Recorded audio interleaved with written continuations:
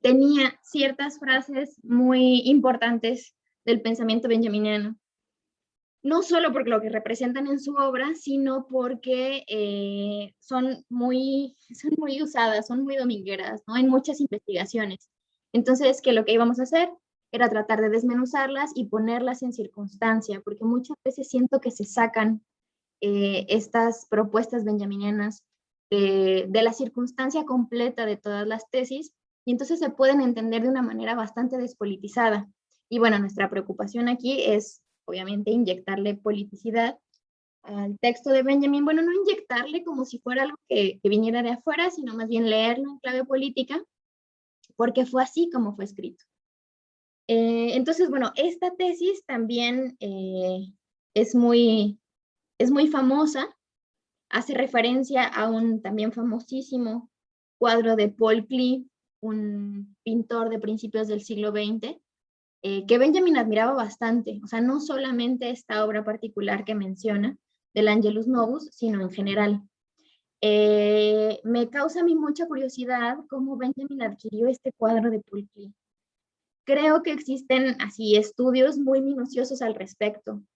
La verdad no sé exactamente el chisme ni cómo fue que lo pudo adquirir, pero sí sé que desde hace un tiempo hay una buena parte de investigadores e investigadoras de filosofía del arte que se han dedicado como a seguirle este paso, los pasos al cuadro. De hecho, se piensa que atrás del cuadro, bueno, hace poco en un congreso internacional de benjaminianos, se hizo una ponencia diciendo que atrás del cuadro está una pintura de Lutero, o sea, un retrato de Lutero. Y que bueno, eso también le daría, digamos que un peso histórico al cuadro distinto del que tenía antes de saber cómo lo hizo Klee, ¿no? Y también entonces en dónde consiguió el bastidor y bueno, todas estas minucias que también resultan como muy sugerentes para entender el chisme total de la época. Entonces, si les interesa por ahí, si les interesan estos detalles, sí hay investigaciones. Si quieren, me escriben. No tengo específicamente la ponencia, pero bueno, podría a lo mejor darles el nombre de la autora. Me parece que es una mujer que está haciendo estas investigaciones. En fin, entonces, bueno, leemos la tesis número 9 y voy a compartir mientras la leo la imagen de el cuadro.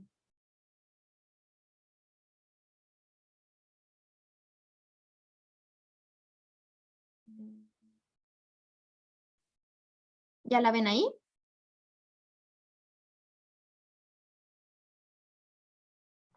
Ya. Ah, muy bien. Bueno, entonces, Sí. ¿sí? Muy bien. Empieza con una cita de Scholem, de una poesía de Scholem que se llama Saludo del Ángelus. Y dice así, ¿se acuerdan de Scholem, el amigo de Benjamin, el judío, sionista, muy tocado por la mística judía? Entonces, Benjamin lo cita en este fragmento. Mi ala está pronta al vuelo. Retornar lo haría con gusto, pues aún fuera yo tiempo vivo, mi suerte sería escasa. Gershon Scholem, Saludo del Ángelus. Hay un cuadro de Klee que se titula Angelus Novus. Se ve en él un ángel, al parecer en el momento de alejarse de algo sobre lo cual clava la mirada. Tiene los ojos desorbitados, la boca abierta y las alas tendidas. El ángel de la historia debe tener este aspecto. Su rostro está vuelto hacia el pasado. En lo que para nosotros aparece como una cadena de acontecimientos, él ve una catástrofe única, que arroja a sus pies ruina sobre ruina, amontonándola sin cesar. El ángel quisiera detenerse, despertar a los muertos y recomponer lo destruido. Pero un huracán sopla desde el paraíso y se arremolina en sus alas, y es tan fuerte que el ángel ya no puede plegarlas. Este huracán lo arrastra irresistiblemente hacia el futuro, al cual vuelve las espaldas, mientras el cúmulo de ruinas crece ante él hasta el cielo. Este huracán es lo que nosotros llamamos progreso. Bueno, es de notar, pues, como ya hemos visto, que Benjamin no está haciendo una definición de progreso, ¿sí? Otra vez está llamando una imagen dialéctica para hacernos saber cuál es la construcción epistemológica y política que tiene de progreso. O sea, no vamos a encontrar en su trabajo progreso, 2 puntos, la forma lineal y consecutiva en la que pasa el tiempo. No.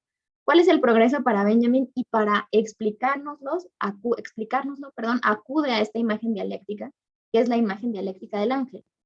Bueno, no sé si quieran que se los siga compartiendo, se los puedo seguir compartiendo para que en lo que hablamos de esta tesis, para que pongamos atención en ciertos rasgos. Siempre digo esto, que cuando yo vi por primera vez la pintura de Klee a la que se refería Benjamin, o más bien empaté, porque la pintura ya la conocía, ¿no? Empaté la pintura con el texto de Benjamin, dije, ¿qué? O sea, pero Benjamin puede ver todo esto en este mono.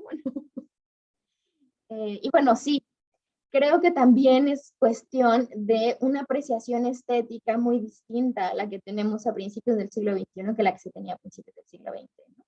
Eso es fundamental para entender cómo Benjamin se inspira tanto en el texto de Scholem como en la pintura de Klee.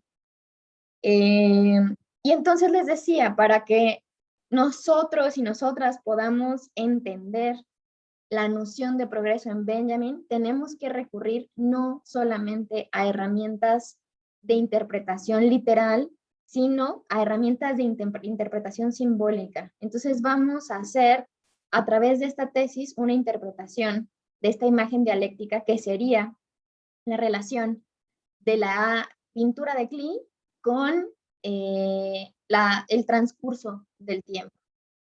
Y el transcurso del tiempo en progreso o de la lectura progresista del tiempo. Bueno, comencemos por el inicio, por el principio. Dice Benjamin, que se ve en esta pintura de Klee, la figura de un ángel, al parecer en el momento de alejarse de algo sobre lo cual clava la mirada. Es decir, que Benjamin está interpretando los ojos del ángel como ya una mirada, es decir, no solo son ojos, sino que es una mirada, es una intención, ¿sí? Está proponiéndonos una interpretación de movimiento. No está hablando del objeto de los ojos, sino está hablando de lo que representa la mirada del ángel relacionado con el paisaje que tiene de frente.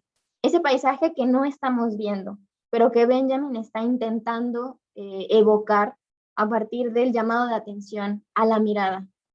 Eso también creo que tiene mucho que ver con una interpretación estética muy fina en el sentido, o sea, no muy fina de elegante, sino muy fina de muy cuidadosa, ¿no? Está acercándose con una gran sensibilidad, pues sí, estética, vale la redundancia, a la interpretación de este cuadro. Entonces dice, no solamente que vamos a verle los ojos, sino vamos a verle la mirada. Y eso es algo pues bien complicado, porque cuando se hace, y bueno, Betsa que se dedica un poco a estos temas, cuando se hace un análisis pictórico de una imagen, a veces se hace como desde el plano de la objetividad. Bueno, los ojos son pintados de esta manera, con esta técnica, con estos materiales, pero hay otra escuela muy diferente, que es una escuela menos que será como menos formal, tal vez, que sí invita a la interpretación de las expresiones de la pintura, ¿no? Que sería, bueno, a lo mejor esta sensibilidad estética un poco más compleja que simplemente la de la descripción de la pintura, porque no está describiendo la pintura, está haciendo una interpretación de la relación de la pintura con lo que se supone que está observando este ángel. Entonces dice, este ángel está viendo algo y se está alejando de ese algo, ¿no? O sea, ya estuvo cerca y ya tiene esta mirada después de alejarse del asunto. Tiene los ojos desorbitados, dice Benjamin, la boca abierta y las alas tendidas. Efectivamente, tiene ahí los ojos desorbitados, ¿no? Las alas extendidas y la boca con una mueca que a mí no me parecería de horror. O sea, esto es lo interesante del asunto, ¿no? Bueno, ahorita que abramos las participaciones, hay una mosca gigante aquí al lado. Bueno, no sé si es una mosca o una abeja. Si me escuchan espantarla, no se extrañen. Es que está muy grande. Bueno, la vamos a dejar ahí tranquila. Entonces, bueno, ahorita que abramos el micrófono, hablaremos de nuestras interpretaciones de la imagen dialéctica que nos presenta Ben. Entonces él dice, tiene, o sea, estos ojos desorbitados, esta boca abierta y estas alas extendidas que parece que no puede cerrar desde el principio de la imagen, pues parece como que nos invita a pensar que algo muy malo estaba pasando, que está en un momento de perplejidad y de horror también, ¿no? De algo que le está generando rechazo. Entonces, desde ahí ya estamos viendo lo que podría significar la noción de progreso para Benjamin. No es algo precisamente bueno, ¿verdad? No es algo deseable, no es algo que se disfrute, porque la mirada del ángel nos lo está compartiendo. Su rostro está vuelto hacia el pasado, o sea, ya sabemos qué es lo que estaba viendo. En lo que para nosotros aparece como una cadena de acontecimientos, él ve una catástrofe única. De lo que para nosotros, si se fijan, está en cursiva.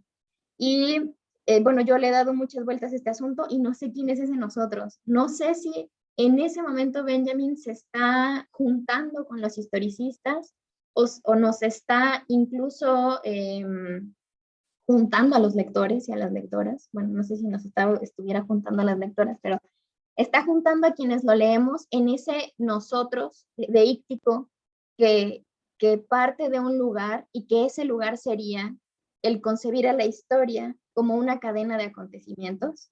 O sea, está asumiendo que somos historicistas y que estamos leyendo de una manera muy rápida o como muy a bote pronto la historia en clave historicista. Ya hemos dicho estas diferencias entre el materialismo histórico y el historicismo. Y este historicismo que ve al transcurso de la historia como algo homogéneo, como algo separado de la vida, como un relato que se tiene o que se ha ido construyendo a partir de los grandes momentos que sí merecen ser enunciados y demás. Entonces, pone como una diferencia entre lo que nosotros, que no sé quiénes seamos, o quienes sean, incluido a Benjamin, ve como una cadena de acontecimientos que sería una mirada historicista, y el ángel, él no ve una cadena de acontecimientos, o sea, él no ve fragmentos de la historia, él ve un paisaje totalizante y dice, es una catástrofe única. No solo ve un paisaje totalizante, sino que ese paisaje, ¿qué será? Como esa escena que nos llega de golpe toda junta, es una catástrofe. Entonces, primero, el ángel está con rostro de horror, se está alejando de algo que le causa rechazo, y cómo no, si esto que le causa rechazo es este paisaje catastrófico que es capaz de ver de una sola vez. No parte por parte, no una cadena de acontecimientos, no eslabones juntos, sino un paisaje completo en una sola mirada. Dice que esta catástrofe única arroja a sus pies ruina sobre ruina, amontonándola sin cesar. Entonces, esta catástrofe no es que haya dejado de pasar, sigue sucediendo. O sea, el cuate está viendo cómo se están cayendo los edificios, que después interpretará como ruinas. No es una escena entonces estática, es una escena en movimiento. Otra de las cualidades de las imágenes dialécticas. ¿Se acuerdan que decíamos, bueno, de una manera muy chafa, ¿no? Estas fotos de Harry Potter en las que la banda se mueve, o que la gente, que el paisaje también se mueve, bueno, pues este dinamismo es lo que Benjamin llamará como imagen dialéctica, una imagen que no se queda estática y que por lo tanto no podemos ver de manera fragmentaria. A ver primero la mirada, a ver primero la boca, a ver las orejas, a ver estos como chinitos, ¿no? Del ángel, las alas. No estamos fragmentando la imagen, la estamos viendo de una manera totalizadora. Cuando digo totalizadora no quiere decir como con una interpretación unívoca, sino más bien el total de los elementos se están relacionando para darnos una interpretación junta. Entonces, bueno, esta catástrofe sigue pasando, le sigue pasando al ángel, la sigue viendo y como resultado tiene la destrucción de, pues no dice que sean edificios, pero yo me los imagino como edificios o como edificaciones, o sea, no edificios así de 15 pisos, ¿no? Sino edificaciones que se están derrumbando y que se derrumbaron y que se siguen derrumbando a los pies del ángel. Por eso está tan asustado, ¿no? Por eso está con esta mirada de horror. Dice, además de una actitud del ángel, lo siguiente: el ángel quisiera detenerse, despertar a los muertos y recomponer lo destruido. O sea, no solamente está asustado, sino que siente impotencia de no poder hacer nada para evitar que estas edificaciones caigan ruina sobre ruina. No está en un acto entonces de resistencia, está siendo impelido por algo que vamos a ver qué es, pero precisamente por eso él está oponiendo resistencia a esta fuerza que le impide parar todo, que le impide despertar a los muertos y recomponer lo destruido. Entonces, está en tensión, aunque lo vemos ahí muy quietecito, en realidad no está quieto, no está completamente en tensión con esta fuerza, que es la que, ahora sí, es un huracán que sopla desde el paraíso y se arremolina en sus alas, y es tan fuerte que el ángel ya no puede plegarlas. Esta frase de un huracán que sopla desde el paraíso ha causado revuelo. Que si es un huracán que viene desde el paraíso, que si es un huracán que ha soplado desde el paraíso, que si es un huracán, o sea, que dónde empezó el huracán, que si entonces empezó en el paraíso, sí podemos pensar que es un recorrido lineal porque ha estado sucediendo en la historia conforme pasan los años. Y bueno, así ya pues ustedes saben, pues, las discusiones filosóficas que uno se puede echar a partir de un solo concepto y de una sola noción. Creo que podemos ver este huracán como un fenómeno que ha sucedido desde el comienzo de la historia. Pensando que la historia es esta caída del paraíso, esta separación que hizo Dios entre la humanidad y sí mismo. Bueno, a partir del pecado original, ¿no? A partir de la manzana y de Eva y de todo esto que conocemos, Dios rompe la relación con lo humano. Ha sido escindida esa relación divina y entonces en nuestra vida terrenal lo que tenemos que hacer es como surcir esa relación rota. A partir de la religión, cada religión dirá que a partir de sí misma, pero también a partir de los actos, por ejemplo, a partir del conocimiento de lo divino, bueno, a través de muchas estrategias. Entonces, bueno, desde mi lectura, y obviamente no solamente mi lectura, sino lecturas de otros estudiosos benjaminianos y estudiosas benjaminianas, esta referencia del huracán que viene desde el paraíso es una referencia en realidad, pues otra vez meramente simbólica, ¿no? Para decirnos que esta serie de catástrofes que ha provocado el huracán es de lo que ha sido compuesta la historia. Benjamin no se está metiendo en la bronca de decir, bueno, y entonces a ver cuándo empezó la historia. Empezó la historia con el sedentarismo, por ejemplo, ¿no? Que es una de las teorías historicistas más comunes. Empezó la historia con el lenguaje, empezó la historia con la necesidad de la representación a través de las figuras encontradas en las cuevas, ¿no? Estas pinturas rupestres. Empezó la historia a partir de la sociabilidad. ¿Dónde empieza la historia, no? Incluso tenemos fuentes que catalogan a la prehistoria y a la historia y las diferencian. Y esto me parece, pues, muy problemático, ¿no? Porque entonces se está haciendo una lectura, aparte de lineal y progresista, pues una lectura en positivo, una lectura positivista, pensando que los objetos materiales pueden ser estudiados a partir de una ciencia positiva, como a veces es asumida en la historia, para decirnos algo del pasado. Y bueno, esto es una bronca, ¿no? O sea, si vamos a los museos de historia, de antropología, efectivamente vamos a encontrar a veces toda una ala completa que se llama prehistoria, ¿no? Y tenemos ahí a los homínidos que no terminan todavía por ser Homo sapiens sapiens, pero que tienen algún tipo de sociabilidad o de formas sociales que los asemeja a los Homo sapiens sapiens. Pero bueno, esto es una bronca muy fuerte, ¿no? Y Benjamin no se está metiendo en esa bronca. En primera, porque sus herramientas no dan para dar no dan para que podamos saber con ellas en dónde específicamente empezó la historia.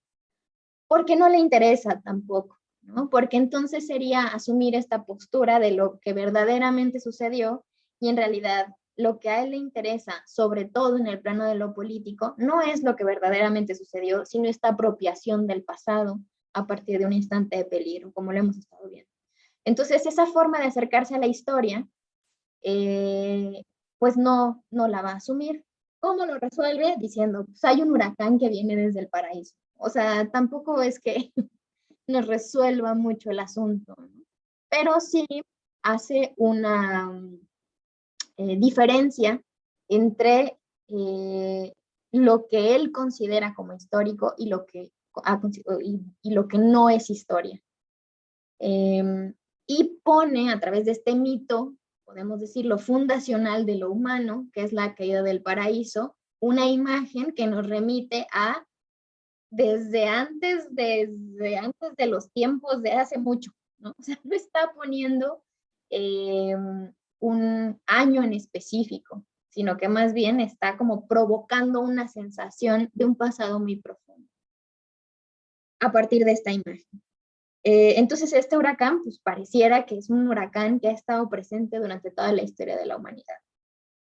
Dice, este huracán lo arrastra irresistiblemente hacia el futuro, o sea, el huracán viene desde este paraíso y lo está empujando al ángel hacia el futuro, pero el ángel lo que está viendo es el pasado, lo que tiene de frente es el pasado, le está dando la espalda al futuro.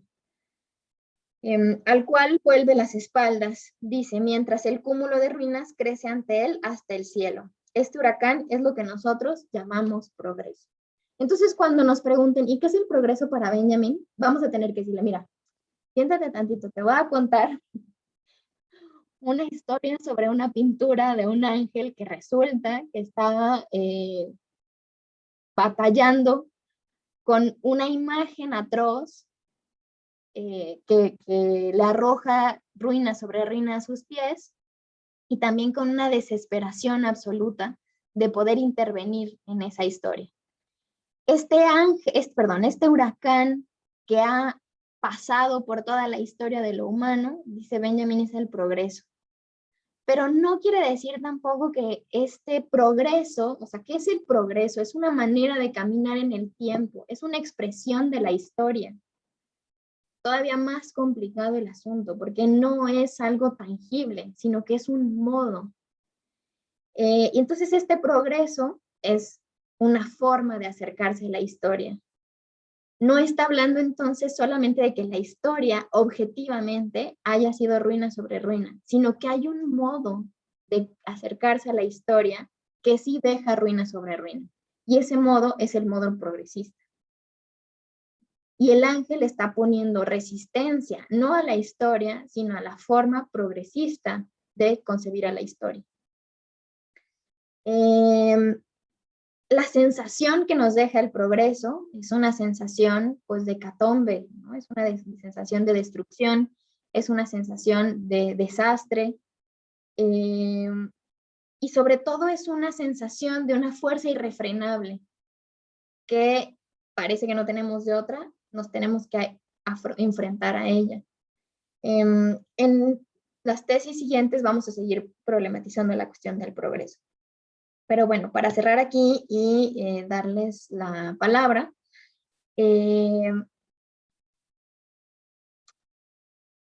habrá que pensar entonces que la forma progresiva de la historia es una forma de lectura, no porque necesariamente sea así la historia, es una forma de lectura que deja tras de sí ruinas porque aplasta con esta fuerza irrefrenable todo, todo el espacio de lo humano. Todo aquello que no pueda sobrevivir o poner una resistencia a este proyecto de progreso, a esta manera, a esta expresión en la cual se lee la historia, pues es algo que va a ser derruido. Entonces, no es un huracán tampoco inocente, ¿no? Es un huracán que llega con violencia a destruir ciertos relatos de la historia o ciertas expresiones de la historia. Eso hay que tenerlo en cuenta. Concebir el tiempo como un tiempo progresivo es crear ruinas, es estar siendo parte del desastre. Entonces, bueno, esto es lo que nos dice Benjamin en esta tesis 9. Voy a dejar de compartir para verles. Y pues, obviamente quedan muchas cosas que espero que vayan saliendo ahorita en la plática. Así que les dejo el micrófono.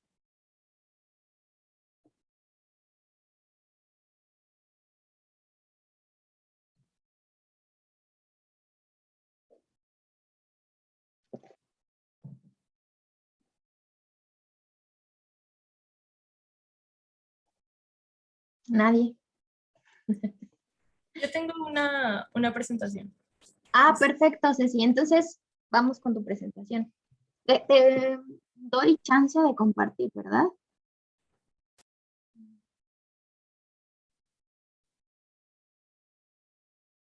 ¿Te hago hospedadora? Sí. Ahí está.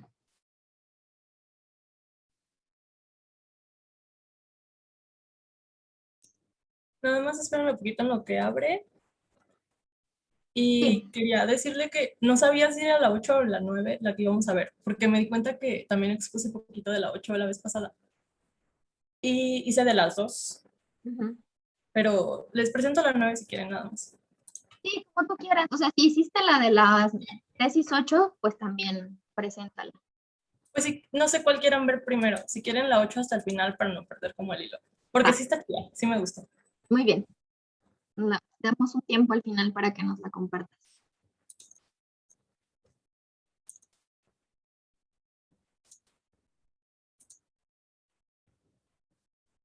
Me avisan cuando se vea.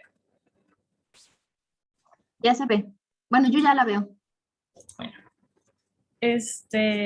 yo lo sentí como esto, o sea, cuando yo leí la explicación que daba sobre esta obra de arte, yo pensé inmediatamente en Saturno devorando a su hijo. En algún momento hablé como con mi hermana y le dije, pero tú, ¿qué interpretas, no? Como en esta obra de Goya.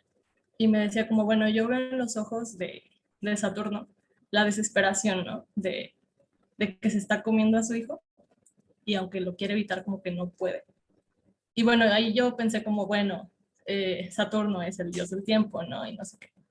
Y fue como, o sea, como que sí, ¿no? Como que el tiempo avanza y no hay manera en la que uno pueda como detenerlo. En este caso sería como el progreso, que sería como este huracán que arrasa contigo y tú nada más puedes ver cómo pasa.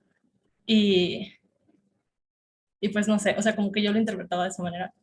Y pues yo que estoy todavía medio jovencita, de 21 años, me doy cuenta como que yo ya no estoy a la onda con mis, por ejemplo, con mi hermana y así. Ajá, que es como, o sea, ya ve como los TikToks y así, y sabe qué artista está de moda y así. Y yo sigo como Katy Perry, ¿no? Que fue hace, Entonces, como que yo me sentía de esta manera como arrasada por el progreso tecnológico, que es como, pero es que yo no sé, o sea, por ejemplo, yo no sabía usar TikTok, ¿no? Entonces es como, o sea, se supone que yo soy joven, ¿no? Todavía, porque tengo 21 años, pero después entras a TikTok y te das cuenta que son chavitas de 16 años y es como de yo ya no entro ahí, y yo ya no sé quién está de moda, yo ya no sé cómo sigue como este progreso tecnológico, ¿no? O sea, como que está arrasando conmigo y me está rebasando y yo estoy quedando atrás y yo nada más puedo ver cómo los chavitos sí siguen esa onda y yo no puedo ya. Y bueno, como para compartirles más o menos el sentimiento que yo tenía, pues hice como esta presentación, es encontrar como las diferencias entre estas tres imágenes y pues no hay, no existen. Para mí es como, yo lo interpreto como de esa manera, ¿no? Que es como lo mismo. Y bueno, yo aquí les pregunto como cuántos de estos famosos, en este caso famosas, porque la mayoría son mujeres, que reconocen. Casi todos son de TikTok y una es de YouTube. Entonces, pues yo ahí reconozco más o menos como 4, tal vez 6. Supongo, no sé si ustedes si serán como de, pues quién sabe quiénes son ellas, ¿no? Y bueno, también les traje como que las modas que surgen pues en las redes sociales, en Pinterest, en TikTok, y que son cosas como muy parecidas y que, así como dice el texto, que se van enterrando una sobre otra, como ruinas sobre ruinas. Porque empieza una y al año ya terminó y hay otra diferente que es casi igual y que tú no puedes ver muy bien la diferencia porque ya estás grande y no entiendes las modas de estos chavos. Pero tú dices como es que es casi lo mismo, ¿no? Y te dicen como no, es súper diferente y no sé qué. Y pues está esta que es como de artistas y naturaleza y colores como amarillo y cosas. O sea, yo no veo muy bien cuál es la esencia en esto, pero estoy segura de que va a haber algo que los diferencia, ¿no? Está también el cottagecore, que es como naturaleza y bonito. Y esto es para mí casi como lo mismo, ¿no? Pero es como naturaleza. Y en este caso como que el tema son las hadas. Y se supone que este ya pasó de moda y el que ahorita está de moda es este. Y, o sea, pasó como un año nada más entre este y ya está de moda otro y yo tengo que estar como actualizándome según yo para estar a la moda. También está este, que también duró nada más como un año o medio año, una cosa así, que es el Indestreak y que se trata como de rescatar las cosas del 2000 y así.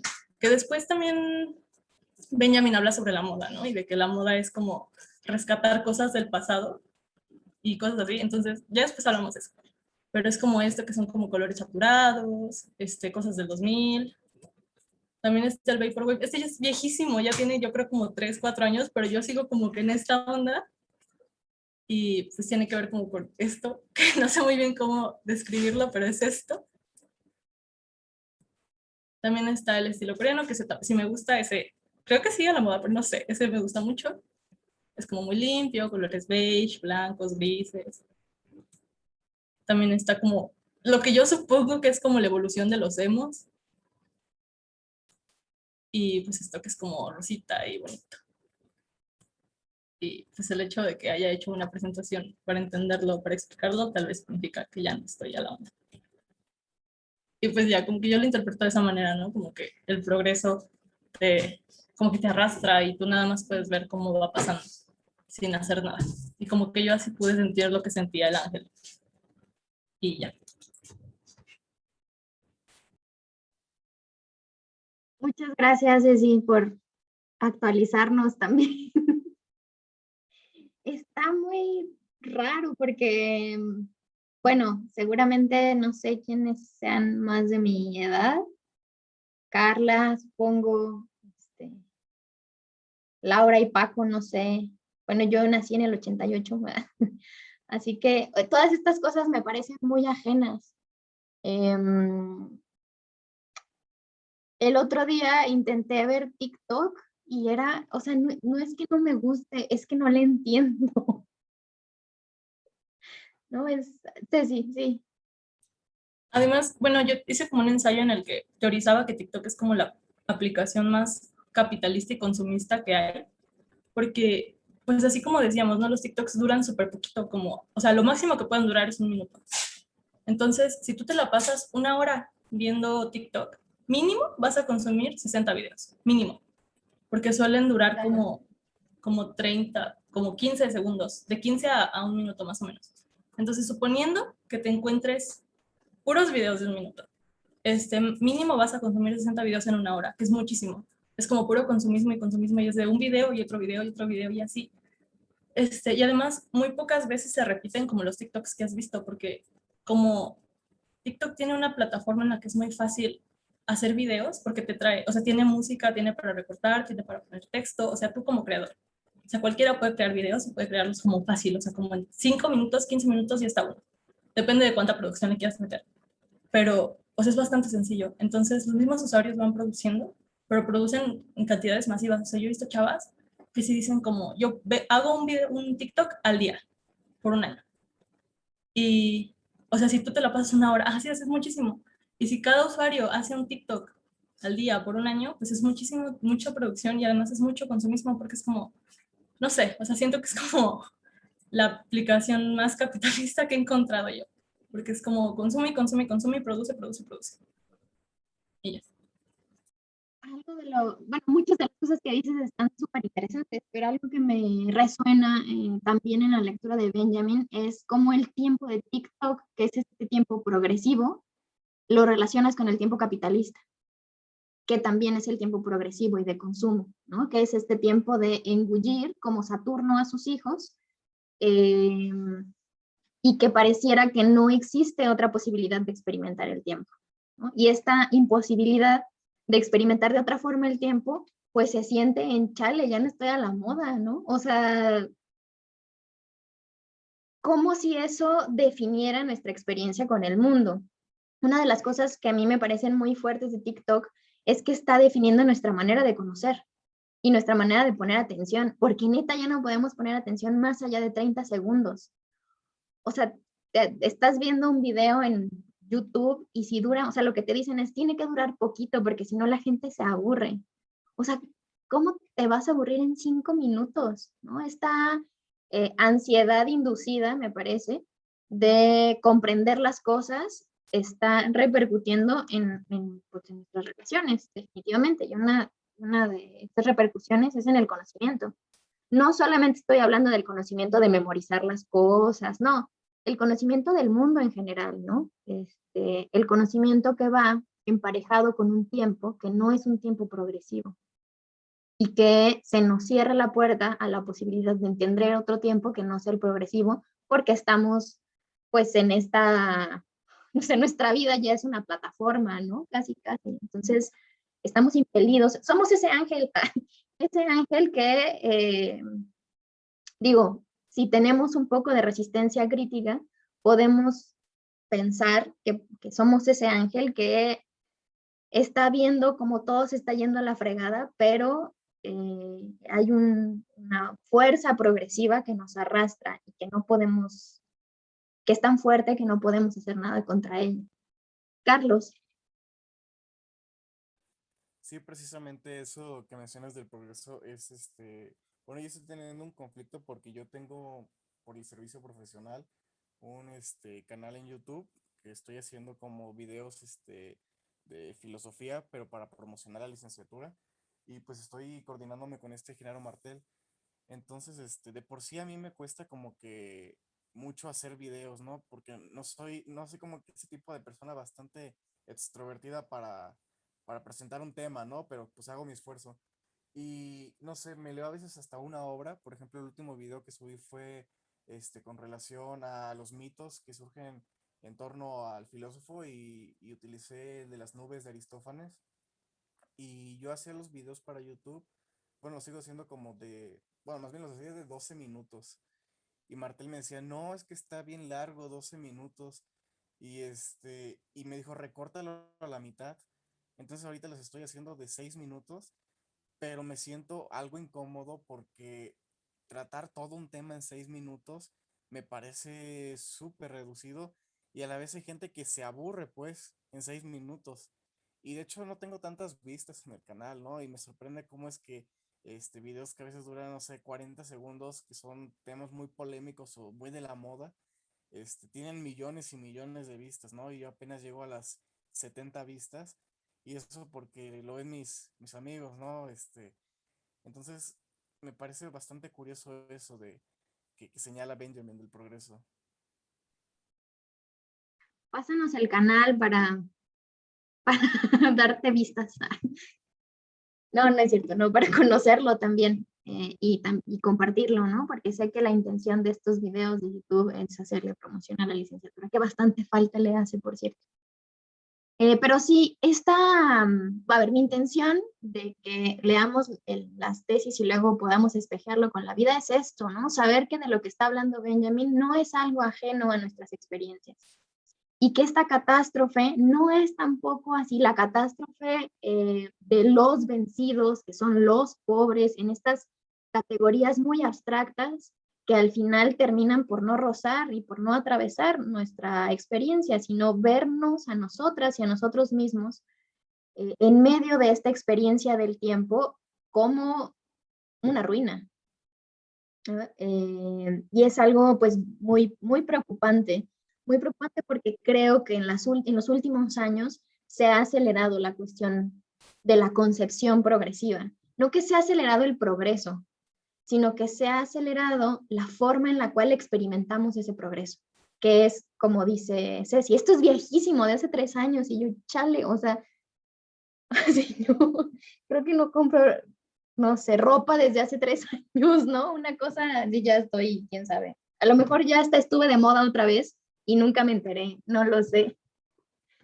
Eh, pero bueno, la relación también con el progreso y con la moda, que es una de las estrategias capitalistas, que no tendría por qué ser así, porque de hecho hay muchos esfuerzos contemporáneos de ver a la moda no como una práctica capitalista, sino más bien como una relación estética con las ropas, con los peinados, ¿no? Como una expresión cultural más. Pero bueno, el capitalismo se vale de ella porque además es uno de los productos más fetichizados, porque es, o sea, eso de cómo te ven, te tratan, pues se aplica muy bien, ¿no? Es una carta de presentación muy eficiente en este mundo progresivo y capitalista al que poco le importa, por ejemplo, la conversación. Entonces, es una de las experiencias culturales más fetichizadas precisamente porque es posible venderla así de forma, no sé, hasta toneladas, ¿no? Por ejemplo, todos estos problemas de la fast fashion se llama, eh, que no solo tiene que ver con una cuestión de consumo, sino que tiene que ver con una cuestión de producción, es decir, lo que está detrás. Gracias, Carlos. Déjame abrirlo porque luego se pierde en el internet, en el chat.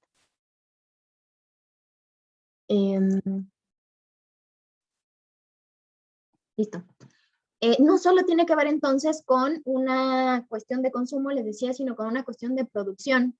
Es decir, aquí ya empezamos a entrar, bueno, no empezamos a entrar porque en realidad siempre hemos estado ahí, en la forma marxista, materialista histórica de concebir al mundo, que sería una experiencia a través de nuestras relaciones materiales con él, pero no solo de nuestras relaciones materiales, sino de la historia que está atrás de esos materiales. Entonces, pensar que atrás de un pantalón de Forever 21, que creo que es una de las tiendas, y Zara, ¿no? Que han estado más en la mira de las denuncias de la fast fashion debido a pues, las prácticas de esclavitud que tienen con sus productores y sus productoras sobre todo. Ver detrás de un pantalón de esta marca la historia, lo que hay, la manera en la cual se extrajeron los materiales, se producen y se consumen, es, bueno, una manera marxista de ver el mundo. Pero no solo eso en el caso de Benjamin, sino que él como que afila un poco más la herramienta epistemológica y dice, ¿qué está operando detrás de esta manera materialista histórica de ver el mundo? Pues el concepto de historia. Está ahí la palabra histórico, materialismo histórico, es lo que está, la historia que está detrás de esto meramente material, que nunca termina de ser meramente material. Y detrás de esa historia hay una noción de tiempo, ¿no? La manera en la que concebimos la historia está montada en una noción de tiempo. Esa noción de tiempo, dirá Benjamin, es el progreso. Y este progreso puede ser tanto en la buena onda como en la mala onda, ¿eh? Es decir, vamos a expresarlo así, de una manera muy chata, pero bueno, él dirá tanto de izquierda como de derecha, lo que comparten, por ejemplo, el fascismo y la socialdemocracia, acuérdense lo que decía una de las tesis pasadas, es justo esta noción progresiva del tiempo. Entonces no importa si nuestras intenciones de experimentar el tiempo progresivo son, vamos a montarnos en este huracán lineal para poder llegar a un estadio mejor del mundo, o vamos a montarnos en este huracán para poder seguir vendiéndoles pantalones a las niñas. Las dos operan con una noción de tiempo particular, que es la noción progresiva del tiempo, que es la misma que deja las ruinas. Ahora, ¿quiénes son las ruinas? Pues nosotros y nosotras, ¿no? Es decir, y no solamente como humanidad, sino también, pensémoslo, o les invito a pensar en estas ruinas, no de manera humanista, sino de una manera más amplia, de las formas de vida, aunque no sean humanas, que no se acoplan a la cuestión del progreso. Estoy pensando, por ejemplo, en las formas de reproducción vegetal, que son cíclicas, es decir, no son progresivas, que necesitan de un tiempo que no es homogéneo y vacío para reproducirse, y que sus tiempos son completamente diferentes al tiempo capitalista del progreso. Entonces, que por supuesto nos estamos echando el mundo, ¿no? Porque hay una noción de reproducción de la vida que tiene en ella una concepción del tiempo completamente antagónica a la concepción del tiempo de lo que aquí vamos a llamar de manera muy mal naturaleza, ¿no? Porque al final, ¿qué es la naturaleza? Bueno, podemos discutirlo de una manera muy amplia. Vamos a pensar en todo lo otro que no es considerado humano, para no definirlo y más bien ponerlo en términos negativos. Entonces, bueno, esas ruinas que el progreso deja tras de sí, pues son ruinas de vidas, ¿sí? No solamente son edificaciones, como les decía, bueno, como lo muestra la imagen dialéctica. Son experiencias que van en un camino temporal completamente distinto al camino del progreso. A mí me parece esta cuestión del Tren Maya, por ejemplo, un ejercicio, una imagen dialéctica que se podría comparar mucho a la imagen dialéctica del ángel. Estas formas de vida, que no solamente son formas de vida comunitarias, sino que son formas de vida selváticas, pensando en que el tren va a pasar por uno de los pulmones de México, uno de los cotos selváticos más importantes, cómo están atentando, cómo ese atentar contra esa vida también son las ruinas que deja el progreso. Y que en algún lugar, no de las tesis, sino de los apuntes fuera de la tesis, Benjamin va a hacer referencia al progreso como una locomotora, como un tren, ¿no? que tiene esa fuerza irrefrenable que va hacia adelante y que, pues, si se le para lo que sea enfrente, pues todo va a arrollar sin ningún tipo de, no sé, de cuidado, ¿no? Incluso de imposibilidad de frenarse, porque aunque el tren se pare, o sea, va a seguir recorriendo un poco más allá.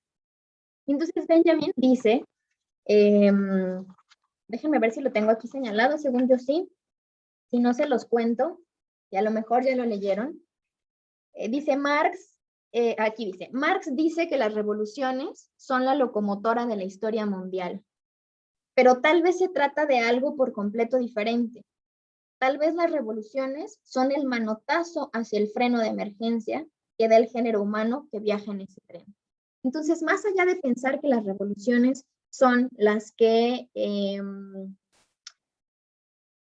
como ponen el acelerador al progreso de la humanidad, Benjamin está pensando, no, la revolución es frenar este tren y se va a descarrilar, o sea, va a haber, cuando se pone el freno de emergencia, pues hay un accidente. Entonces esa es la intención de las revoluciones, descarrilar esta fuerza irrefrenable que estamos experimentando como progreso y que ha estado aplastando a las experiencias encarnadas en formas de vida que no están montadas en la noción del tiempo progresivo. Esto, bueno, pues resulta como bastante revelador, por lo menos para quienes reconocemos en el mundo este paisaje totalizante como catástrofe única y queremos como hacer algo, ¿no? Una de las claves entonces sería criticar a la noción progresiva del tiempo, no solamente en el capitalismo abstracto, sino incluso en nuestras propias experiencias de concebir. ¿Qué es lo que opera detrás de la noción progresiva del tiempo? Pues la teleología, esta relación medios-fines, que también la vemos como de una manera muy naturalizada y como si no hubiera otra forma de concebir al mundo que no fuera teleológicamente. ¿Por qué haces esto? Pues para llegar a una finalidad, ¿no? Benjamin, en un texto que ya hemos mencionado aquí, que se llama El lenguaje general y del lenguaje de los hombres. No, sí, bueno, ahí también lo menciona. Más bien, para una crítica de la violencia, habla de algo que nombra medios puros. ¿Qué son estos medios puros? Son formas no teleológicas de relacionarse con el mundo. Es decir, que a su ¿por qué lo haces? O ¿por qué sucede? Vendría una respuesta muy parecida al porque sí o por qué no, ¿no? ¿Qué es lo que encubre la relación teleológica de los medios fines? Que esta finalidad, que parece que es una finalidad abierta, en realidad siempre tiene un proyecto. Y todo aquello que no se encamina a ese proyecto va a ser una ruina de la historia. Otra vez con lo del Tren Maya, ¿no? Pues es que en nuestro proyecto, como comunidades, como comunidades que viven en la selva, pues no es ser pueblos turísticos, o sea, ¿sí? No es desarrollar nuestra economía desde el turismo, no queremos que la banda venga aquí.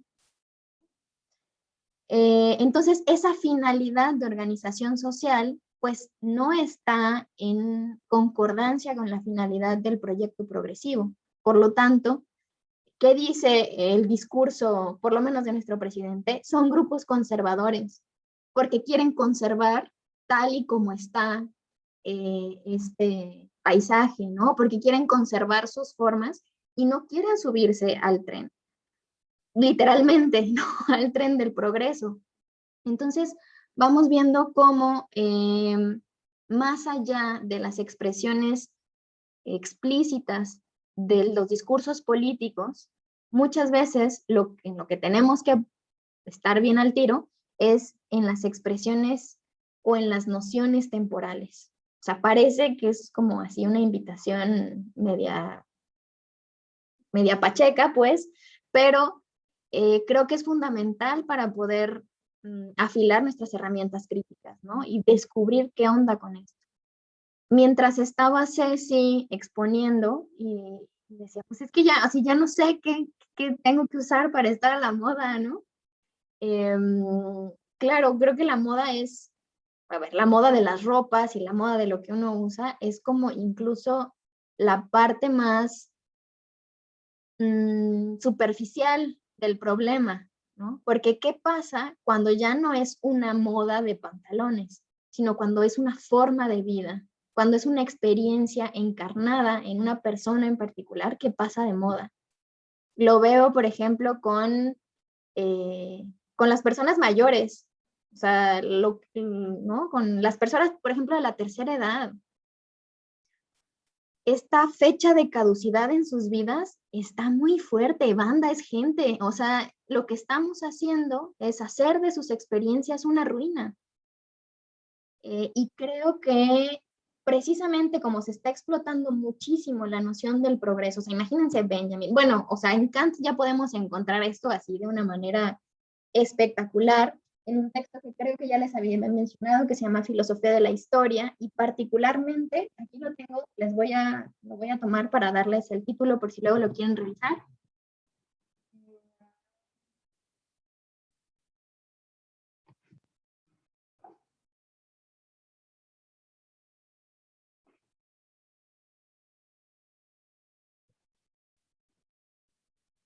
Ay, no le encuentro.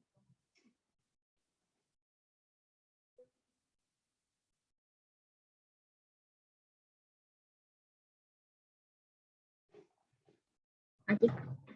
Se llama Filosofía de la Historia, y el texto que les decía es idea de una historia universal en sentido cosmopolita, y la otra, el otro textito, es comienzo presunto de la historia humana. En estos dos textos, y este otro, si el género humano se halla en progreso constante hacia mejor. En estos tres textos kantianos se puede ver ya así una noción del progreso, pues tratada de una manera filosófica, ¿no? Ya no solamente, bueno, experimentándolo como la moda, sino pues ya como en conceptos mediados por la abstracción.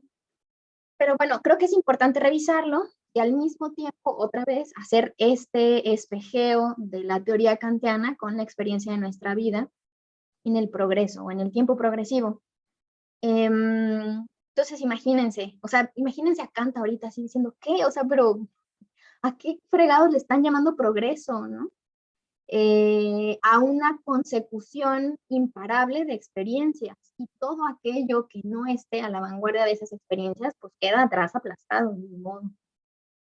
Entonces, bueno, es algo preocupante, porque al final las ruinas, pues les digo, somos nosotros y somos nosotras, y son las otras formas de vida que no se adecúan a esta noción temporal. En realidad son todas, ¿no? O la mayoría, pero que está tan interiorizado el lenguaje del capitalismo y las nociones capitalistas, que pareciera que no hay forma de vivir en este mundo que no sea así, que no sea experimentar eso. Y bueno, cada vez más con nuestras experiencias con los gadgets estos, ¿no? O sea, ya ni siquiera tenemos tiempo de aburrirnos. Eso es algo, o sea, el aburrimiento justo creo que hace una desteologización del tiempo. ¿Para qué te aburres? Pues para nada, ¿no? No hay un proyecto del aburrimiento. Y entonces, no sé, antes uno se subía al camión y recorría y pues veía el paisaje, escuchaba la conversación de al lado, ¿no? Sin ningún proyecto para ese tiempo, para esa experiencia. Y ahora, pues nada, te subes con el teléfono y consumes 40, si son 45 minutos de trayecto, 45 por lo menos videos de TikTok. Bueno, Paco.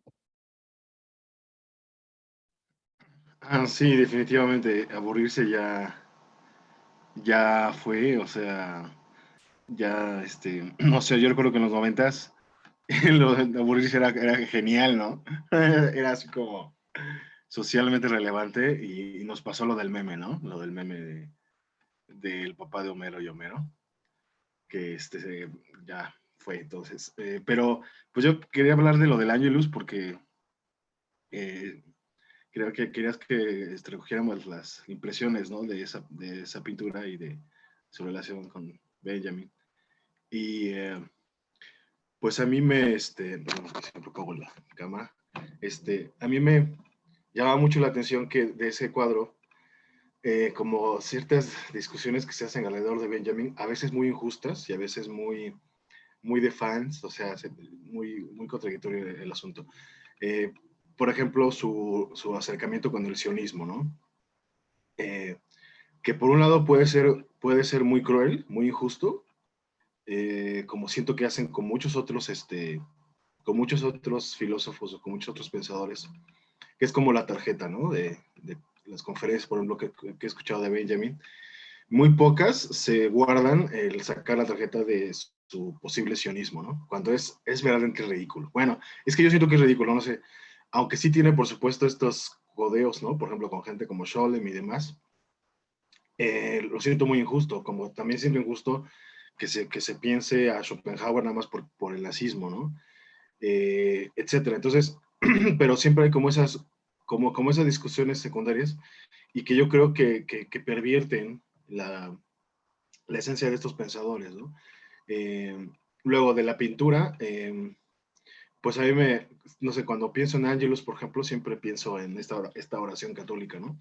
Y a lo mejor no está un poco alejada de la realidad porque pues el judaísmo no es el catolicismo, efectivamente, pero las bases del catolicismo son muy, muy judaicas. Entonces, el Ángelus es siempre la anunciación de algo, ¿no? Es una oración sobre la llegada del verbo encarnado, todo eso.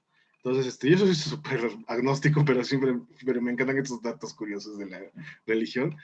Y entonces, es la anunciación de algo, ¿no? O sea, es el ángel anunciando la llegada de algo que teóricamente sería bueno.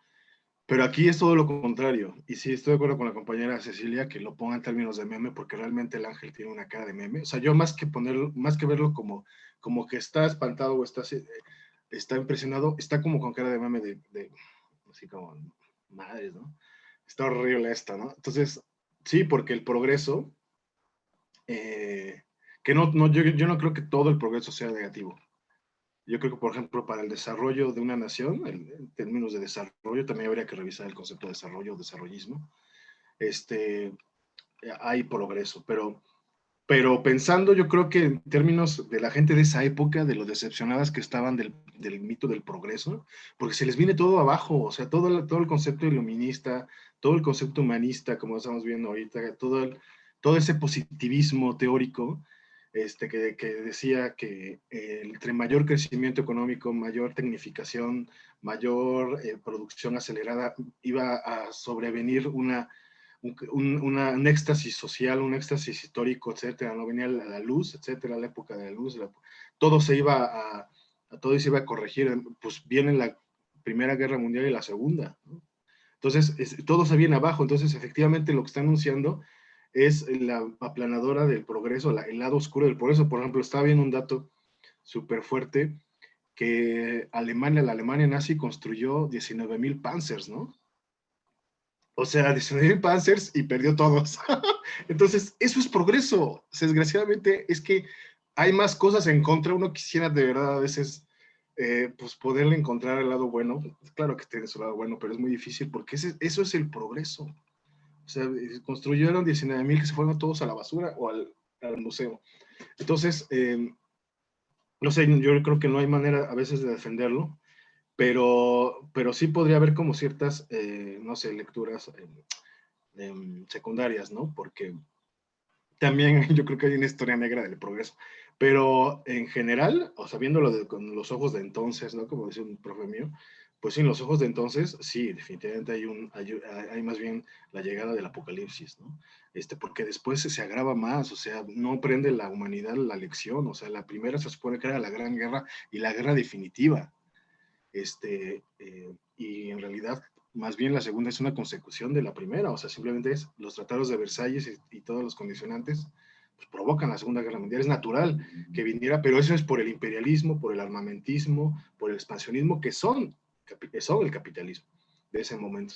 Y ya nada más para terminar con lo del presidente y el Tren Maya, es un ejemplo complicado también, porque por ejemplo, yo cuando pienso en casos del progreso detenido por comunidades en una justa resistencia, pero que implica una complicación analítica fuerte. Por ejemplo, acá en Puebla estamos apoyando mucho a los oaxaqueños, debemos estar apoyando a los poblanos. Pues estamos apoyando mucho, por ejemplo, a gente de un medio que se llama Radio Totopo, ¿no? Que están luchando por combatir los campos eólicos, ¿no?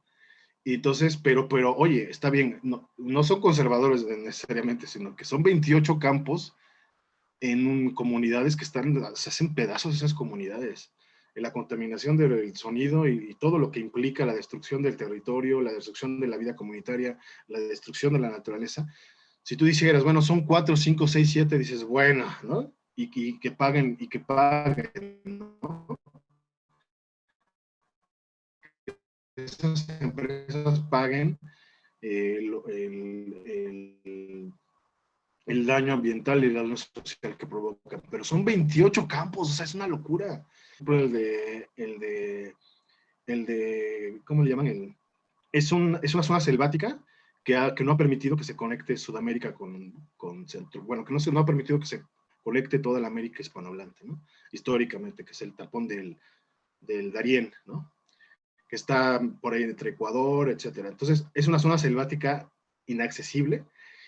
Y esa parte ha detenido un proyecto que traen desde la época de la construcción de las naciones, ¿no? Sudamericanas, etcétera, que era una carretera que saliera desde la Tierra del Fuego y que llegara hasta, bueno, en ese época se pensaba en Nuevo México, pero que llegara hasta, digamos, hasta Monterrey.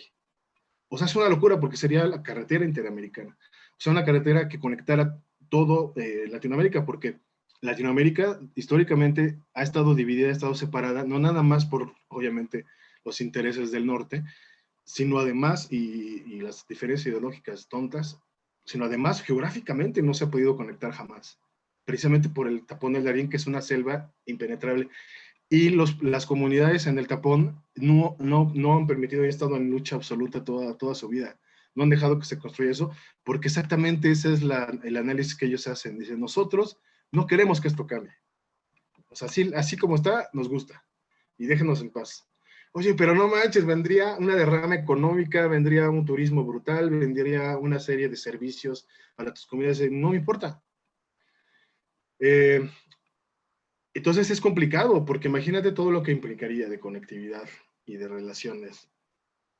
Pero, pues por eso yo también pienso en lo del Tren Maya. Yo creo que el presidente se refiere, cuando habla de conservadores, no creo que se refiere nada más a las comunidades, sino creo que habla de los intereses alrededor o sea, de ciertos conservadores, ciertos reaccionarios, digamos, ¿no? ONGismo, partidos oportunistas que aprovechan la problemática para empezar a asusar. Yo creo que se refiere a los asusadores, no tanto a las comunidades, pero puede ser que sí. Porque sí, esos se aprovechan, ven el problema, quieren sacar raja política y empiezan a asusar a las comunidades, ¿no? Cuando, pues tampoco hablan, por ejemplo, de que dentro del proyecto del Tren Maya está reforestar todo lo que se llegue a afectar, ¿no? Es un proyecto que se emuló de la experiencia soviética, ¿no? La construcción del tren soviético, del tren del norte, que aparece mucho en películas. Por cada árbol que se tiraba en esa construcción, se sembraban 3, ¿no? Por ejemplo. Entonces, se va a imitar según esa metodología. Entonces, no sé, yo creo que ahí es bien complicado, porque tanto tienen totalmente derecho a esas comunidades a decir, no quiero turismo y no quiero progreso, como también hay una discusión de, oye, para el desarrollo se necesita infraestructura, se necesita conectividad. Entonces, no sé, es una cosa muy complicada, pero yo no estoy de acuerdo para nada con que se quieran hacer converger absurdos, por ejemplo, del sionismo de Benjamin. O sea, se me hace verdaderamente ridículo, o querer ningunear o simplificar a ciertos pensadores nada más porque tuvieron ya sea un activismo absoluto en cosas innombrables o ciertos roces, ¿no? Secretos con el fascismo, ¿no? Que era, pues a muchos les pasaba en esa época, ¿no? Gracias. Muchas gracias, Paco. Déjame contestarles así, bueno, o empezar con esta discusión, porque no sé si vaya un poco por lo mismo, y Paco ha mencionado cosas fundamentales para la discusión. En cuanto a lo del sionismo, bueno, es que habría también que hacer ahí un matiz de que no significa lo mismo el sionismo después de la Segunda Guerra Mundial que el sionismo en un contexto nazi. O sea, es una cosa completamente distinta, ¿no? Pero sí, efectivamente muchas veces se le ningunea porque dice, y entonces es sionista, y no se explica qué significaba ser sionista, y que además nunca lo fue, ¿no? Sino que tenía un amigo que era. Entonces sí, definitivamente estoy de acuerdo contigo. Ahora, en cuanto a la cuestión, bueno, obviamente es súper debatible lo del lado oscuro y el lado iluminado del progreso, pero lo que es cierto es que desde una postura benjaminiana no habría la posibilidad de un lado iluminado del progreso, precisamente porque este progreso no se da con una expresión particular del asunto, sino que es más bien una expresión temporal ya. Me llama la atención cuando hablas, por ejemplo, del desarrollo. Evidentemente el desarrollo tiene en su médula temporal la noción de progreso. Porque es un desarrollo hacia algo, es decir, se asume el tiempo como una cuestión teleológica, como una experiencia teleológica, porque vamos a llegar a un lugar. Y para llegar a ese lugar, ¿qué se necesita? Un tránsito.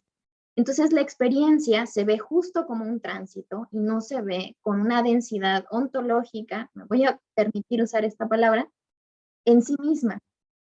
Es decir, se opone el mientras tanto del desarrollo al aquí y ahora, o lo que Benjamin llamará tiempo de la hora, y se deja de ver a la vida como eso, como un mientras tanto para alcanzar otra cosa, y más bien se regresa a cada uno de los instantes, densidad ontológica y densidad política. Todo lo que ocurre importa y no tiene por qué ser empeñado en una finalidad específica. Entonces sí, desde la postura benjaminiana, el progreso y el desarrollo, o sea, no deja títere con cabeza, ¿no?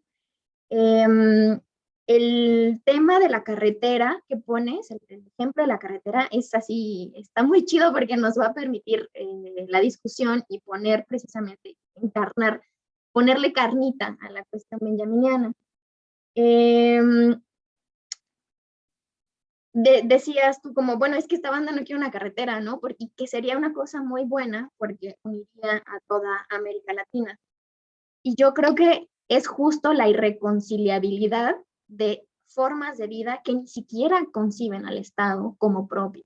Porque el Estado nunca, o sea, para que exista un Estado se necesita relegar ciertos grupos y formas de vida, ¿no? Y homogeneizar el asunto.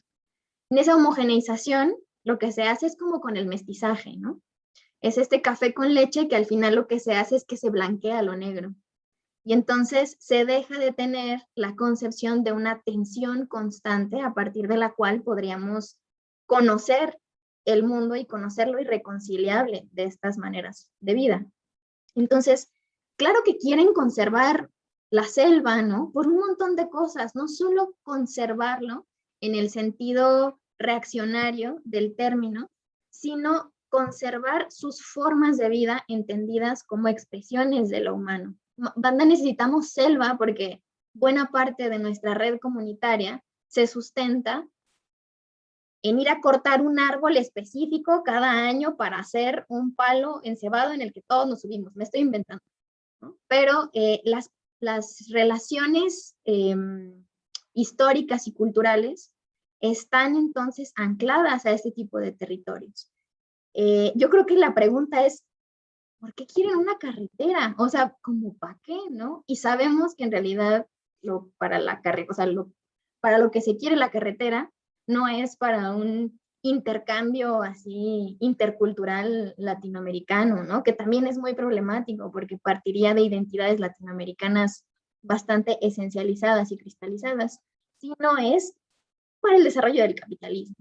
O sea, para vender cosas, para que haya trailers que son mucho más baratos que los aviones y muchas veces que los barcos que atraviesen toda América Latina. Y la cantidad de productos que van a atravesar por ahí va a ser fenomenal, ¿no? Ahora, para hacer eso habría que empeñar ciertas experiencias humanas que están ancladas en formas de vida que no son conciliables, no se pueden conciliar con esta expresión capitalista y progresista. Y no es que no se entienda que va a servir para algo, es que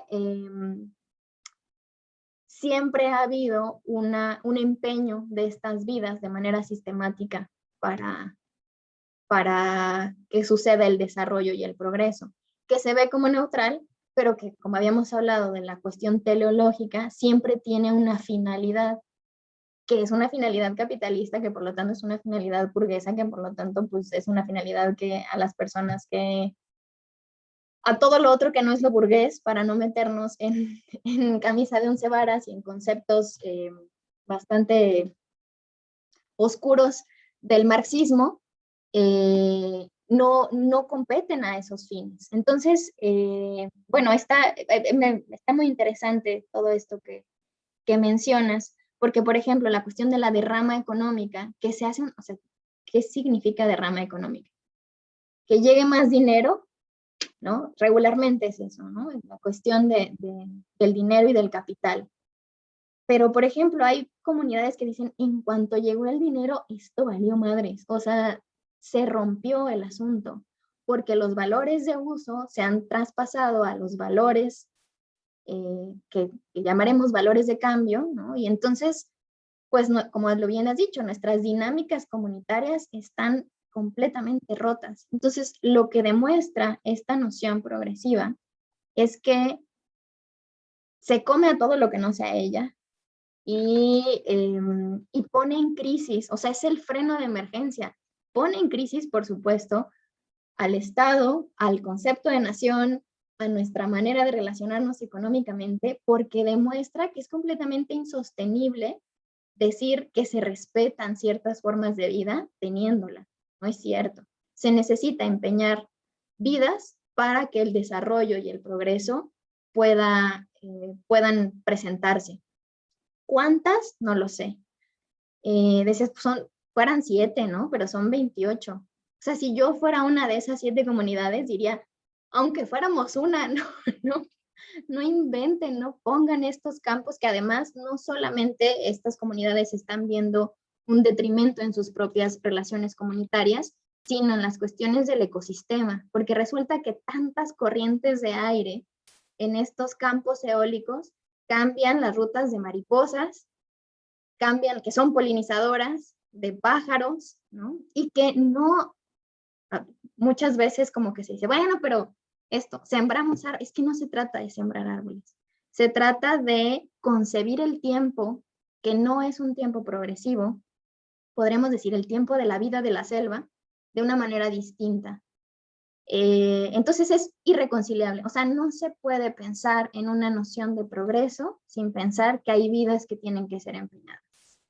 Y incluso a veces en nuestra propia vida, o sea, matan la vida alrededor y secan la tierra, claro, ¿no? O sea, y la cuestión del progreso, la noción del progreso es una noción muy anclada en la idea de sacrificio cristiano, ¿no? También, bueno, apechugas tantito, te va a doler un poco, pero mira, luego vas a tener una recompensa, que va a ser el cielo a partir de la penitencia, o que va a ser la derrama económica a partir de la carretera, ¿no? Como esto, ves una carretera, ¿qué tanto es tantito? Bueno, es que resulta que cuando pasa la carretera, pues ya las ardillas que reforestaban cierta parte del bosque o de la selva, ya no la cruzan porque las matan, ¿no? O sea, cuando uno ve así aplastado el tlacuache a la mitad de la carretera, yo solo digo, ¿qué tal si vivía del otro lado? Se cruzó y ya no pudo regresar nunca, ¿no? Y son gestos, expresiones que parecen muy minuciosos o muy de mucho detalle, pero que al final es lo que trastoca la idea de progreso. Les decía, a veces, bueno, son estas comunidades, las vidas que tienen que ser empeñadas, pero a veces es nuestra propia vida. Como, bueno, voy a aguantar, no sé, esta, en clave de sacrificio y teleológico, ¿no? Voy a aguantar esta relación porque al final lo que nos basta, estamos teniendo problemas o broncas así relacionales, pero al final vamos a ser premiados porque el amor va a triunfar y vamos a pasar por una experiencia enriquecedora. No, o sea, no. Estamos empeñando nuestra vida, el tiempo de la hora. En tesis posteriores vamos a ver qué es eso del tiempo homogéneo y vacío contrapuesto al tiempo de la hora. Y este tiempo de la hora tiene una presencia ontológica muy distinta al tiempo homogéneo y vacío, porque en el tiempo de la hora se presenta de manera política todo el pasado. hace poco que estaba escribiendo, decía, bueno, en la escena contemporánea de los migrantes mixtecos que viajan a los campos de cultivo de zarzamoras en el norte, está la experiencia y está el pasado y está la historia de los yaquis que fueron exiliados en Yucatán o para construir un tren, la imagen del tren vuelve, o para trabajar en haciendas de Enequén. ¿Cuál es la diferencia entre uno y otro? Uno fue Porfirio Díaz y otro es un proyecto desarrollista y progresista. ¿Qué comparten? La noción de progreso. La noción de que simplemente, bueno, para Porfirio Díaz significa una cosa, para las izquierdas progresistas latinoamericanas significa otra, pero parten del mismo sustrato ontológico y epistemológico que las lleva a concebir una noción del tiempo en progreso.